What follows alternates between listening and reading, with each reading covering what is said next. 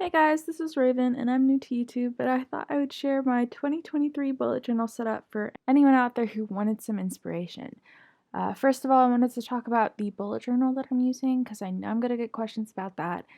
I'm trying a different journal this year. It's a Tumbitree Mary journal. I don't know if I'm pronouncing that right, but it is an A5 size with 220 pages and it's 160 GSM paper. This is my first year using this journal, so I'm not sure how well it'll hold up, but I got it because it had so many pages because I always run out. So hopefully I can use this journal for the whole year. This journal has a pen loop on the spine, an elastic closure, and pockets in the back that include mini sticker pockets, which look really useful. I have high hopes for this journal, but I do have to tear out a page in the back to use for my grid spacing bookmark. Before we really get into it, I just want to apologize for my hair because that does get in the way a couple of times. I'm really new to this and I haven't really done this before or tried to film it, so there is going to be a bit of a learning curve and I apologize for that. But getting right into it, the first thing I want to do is to make a grid spacing bookmark. A lot of people will make grid spacing pages, but I've always found that they're a little annoying and not as practical because you have to flip back and forth between the grid spacing page and the page you're working on versus a grid spacing bookmark, which you can physically move around and take out and use on the page that you're working on. And this way you also don't have to count every time because all of the measurements are pre-measured and marked out on your bookmark. So you can just line it up, mark it out, and you're good to go. So I've always found that they're a little bit more convenient and practical versus the grid spacing page. So it saves time, I think, in the long run. So you'll see me marking out the squares on one side. This is going to be the vertical measurements. So I'm just numbering all the squares and then I'll mark half and then I'll mark useful increments. So I use thirds a lot, I use quarters a lot, and as I continue to work in this journal and I find measurements that I go to quite often, I will also mark them out on this bookmark so I don't need to count them every time. And then on the other side, I am marking how long a horizontal page would be, like where the horizontal page would end. And then I'm doing the same thing. So I'm numbering the squares on the top, marking out half, and then thirds, which I use a lot, and quarters. Again, I do find that, hey, I really need to use this one measurement very often. I will also put that on here. Then I'm just going to label the grid spacing bookmark, and eventually I'll make a pocket in the front of my journal that will hold the grid spacing bookmark and a plastic ruler that I have for my journals. And then for my intro page, this design that I did in Procreate and I printed it out on sticker paper, and it is the World Tree Yggdrasil in a Scandinavian folk art style. That is going to be the theme of my bullet journal this year. I tend to have a theme each year because it takes some of the pressure off of coming up with something new for every month. And you see me take these index pages and glue them together. That's because I don't use an index typically.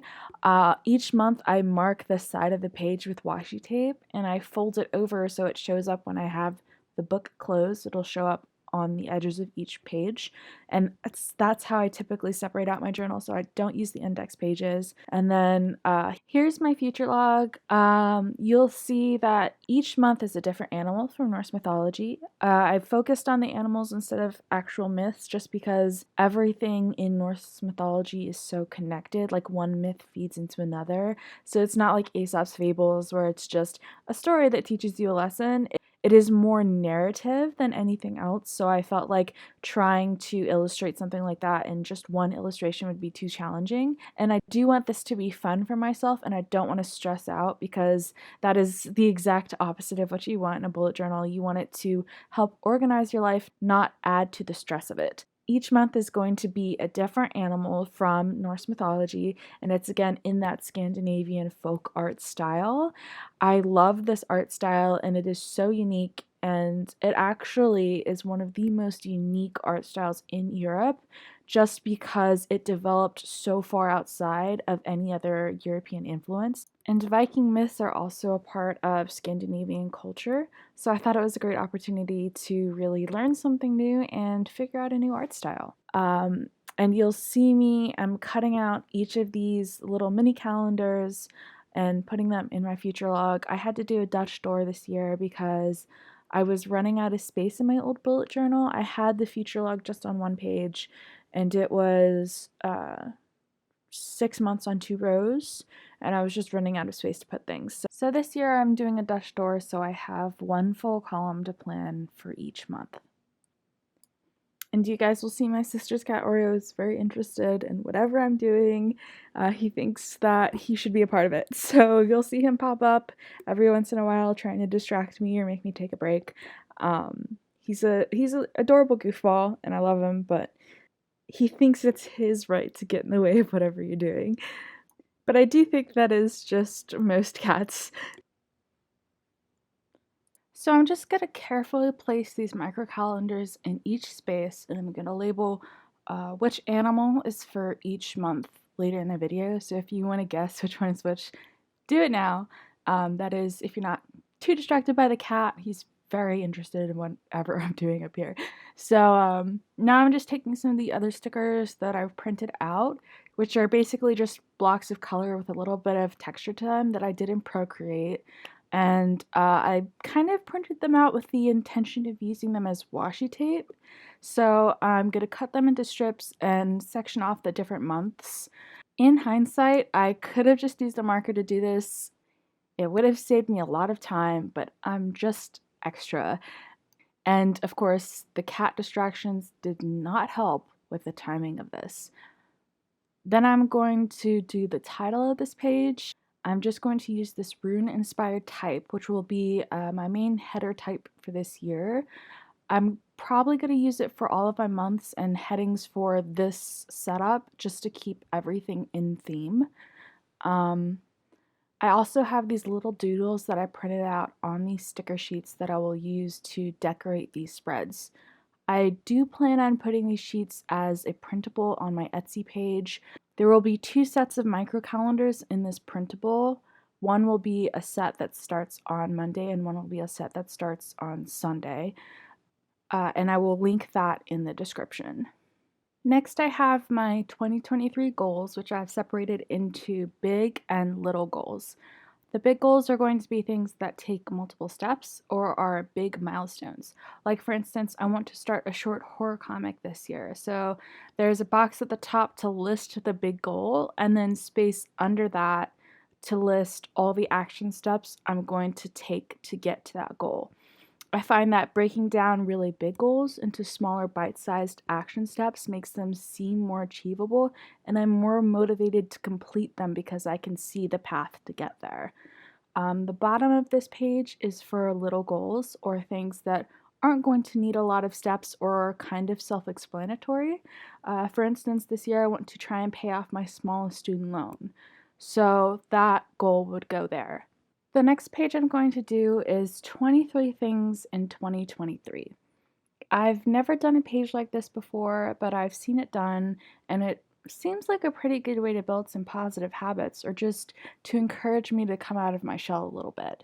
So one of the things I'm going to put here is read a book. So that means I'm going to try and read 23 books this year. I don't know how achievable that is, but that is just something that I want to try and push myself to do. And another thing I'm going to put here is to run a D&D session. So hopefully my group can manage to get together at least 23 times and have a session. I did mess up here a little bit at the top of this box, but I'm going to cover that up later with a strip of paper, so it'll be like it was never there. The next spread I want to work on is my 5-year vision board. Now, I didn't do this in my current bullet journal, but this year I've decided that I really need one because I just feel a little lost and aimless. So this is my way of really thinking, if everything went right, where do I see myself in 5 years? So I'm just going to draw a little icon in this light teal color and then write on top of that on what that icon means. So within the next 5 years, I would like to buy a car. I want to move out, and so on. So I'm going to fill out this page as I think of things because I really want to meditate on myself and my goals and try and envision my future and where I want to be. Then I'm going to have a loan and savings page just to help me visualize where I am financially. I'm not going to fill this out on camera, but I'll put a couple pictures here that kind of show how it's going to work. But basically, I'm just going to figure out what I still owe and how much I want to save, and then draw the correct number of bricks to properly represent those numbers. And when I save X amount or pay X amount on my student loans, I'm going to color in that brick. Now, I do have a chores page, or some people call it like this weekly or monthly reset. I know Jashi Curran does that, but I do have this page because I find that if I don't write it down, life can get in the way and I tend to forget about these things. And then they build up and it actually has a really huge impact on my mental health. Like if I let my workspace or room get too cluttered, it tends to make me anxious or unmotivated. So even though these things don't seem like they would make a big difference, I find that they actually really do. I'm so much more motivated to work and be productive if I have a nice space to do it in. And then I'm just going to go back with the stickers that I've printed out to decorate this page and bring in some more of those design elements. I also have a health page just to keep track of my weight and my period. Anyone who menstruates should have a space to keep track of your menstrual cycle. It helps you monitor your own health, and it can also help you identify unexpected mood shifts because of your hormone cycle. Now, this self-care for bad days spread is really essential for me. I tend to struggle with bouts of depression that can sneak up on me, so this spread is always really helpful. The top half is a series of questions I have to ask myself to try and figure out where this bad day came from. I find a lot of times if I can understand exactly why my mood is shifted unexpectedly, it doesn't hold as much power over me. So, for instance, if I'm having a really bad day and then I realize, oh, it's been raining all week, I can identify the cause for my mood and then I'm not just sad for no reason, which is always worse. The second half of this page are things I can do that I know will make my mood better. So, this really helps if I can't find out why I'm sad, or even if I can and there's nothing I can do about it, like bad weather. Even if you don't struggle with anxiety or depression on a consistent basis, this is an excellent spread to have. And I've left a couple of lines empty on the top half in case I can think of more questions to add there later or throughout the year. The next page I'm going to work on is my bookshelf. Again, I'm cutting out these stickers to use them as washi tape, and I'm leaving enough space for 23 books. I am planning on printing out the book covers and putting them here when I have the time. I'm also working on my social media spread, and this is just going to help me keep track of that progress throughout the year. I don't have any goals on I want to hit X amount of followers or subscribers or anything like that because it's something that's out of my control. I can make a goal to consistently post content, but I don't like to set goals for myself that I don't know if I can achieve. I do, however, want to monitor my progress and see how I'm growing over what platforms. And of course, I can't forget my gift spread. I tend to buy things for my friends and family throughout the year. If I find something that I know someone will really like while I'm out and about, I'll get it for them and I'll save it for a birthday or for a Christmas present. So this spread really helps me keep track of what I've gotten and for who. I tend to get everyone one present for their birthday, but I give my family two for Christmas, which is why the page is divided like this. But I basically just write their name and then leave a space to write what I got them. I don't know what to do with the second page of the spread. If you guys have any suggestions, please leave them in the comments, but I'm hoping I'll have it figured out by the time 2023 actually starts. I'm now just going through and adding some more of these stickers, those design elements, and then covering up the mistake on the 23 things in 2023 spread before I move any further.